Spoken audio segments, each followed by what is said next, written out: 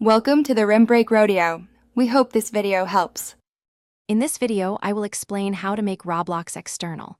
We'll explore the concept of creating applications that interact with the Roblox platform. These external tools can significantly enhance your experience, whether you're a developer or a player. We'll focus on legitimate methods, ensuring your creations are both useful and compliant with platform guidelines. Understanding the fundamentals is your first step towards building something truly innovative.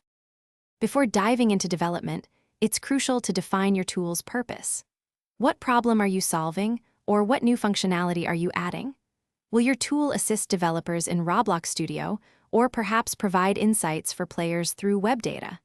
Selecting the right programming language, like Python or C#, and a suitable framework is also vital for efficient development and a robust final product. Interacting with Roblox externally requires using legitimate methods. Official APIs are your primary resource for accessing public data and managing game assets programmatically. For in-studio enhancements, consider developing plugins using Lua. You can also parse publicly available web data, but always ensure you comply with Roblox's terms of service.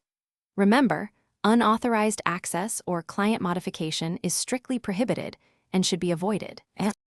Once your design is solid, begin developing your tool incrementally, testing each part as you go.